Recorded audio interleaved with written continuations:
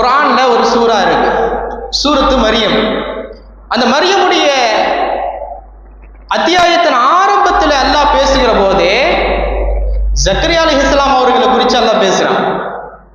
ஜக்கரியா அலைஹிஸ்ஸலாம் அவர்கள் அல்லாஹ்விடத்துல ரகசியமான முறையில பேசுறாங்க. என்ன பேசுறாங்க? யா அல்லாஹ், என்னுடைய நரம்புகள் எல்லாம் தளர்ந்து விட்டது, என்னுடைய முடிகள் எல்லாம் நிறைத்து விட்டது, நான் வயோதிகனாகி விட்டேன், என்னுடைய மனைவியோ மலடியாகி விட்டார், எங்களுக்கு இதுவரைக்கும் குழந்தை இல்லை, இதுக்கு பிறகு குழந்தை இல்லாம போனா இதே நிலையில நாங்க மூத்தா போயிட்டா சந்ததியற்றவர்களா ஆயிடும். அதனால எங்களுக்கு உன்னுடைய அருளால் ஒரு குழந்தையை ஏற்படுத்தி கொடு என்று அல்லாஹ்விடத்துல துஆ கேட்கிறாங்க. அல்லாஹ் சொன்னா, இன்னா நுபஷ்ஷிருக பிகுலாமின் இஸ்முஹு யஹ்யா, யஹ்யா என்ற பெயர் சூட்டப்பட்ட ஒரு குழந்தையை உமக்கு நாம் தருவோம் என்று ஜக்கரியா நபியிடத்தில் அல்லாஹ் சொன்னான். ஜக்கரியா அலைஹிஸ்ஸலாம் கேட்டாங்க, அண்ணா யகூனு லி குலாம்,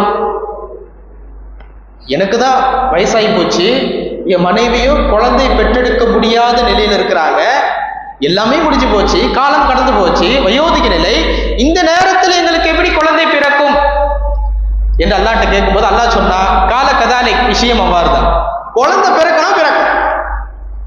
ஏன் பிறக்கும், எப்படி பிறக்கும்லாம் கேள்வி கேட்கக்கூடாது, குழந்தை பிறக்கணும் பிறக்கும்.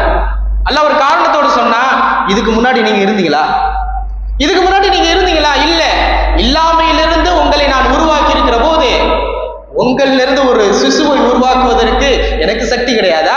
நான் எல்லாவற்றின் மீது ஆற்றல் படைத்தவன், அதனால நீங்க எப்படி உருவாக்குவேன், எப்படி உருவாகும் அப்படின்ற கேள்வியெல்லாம் நீங்க கேட்காதீங்க.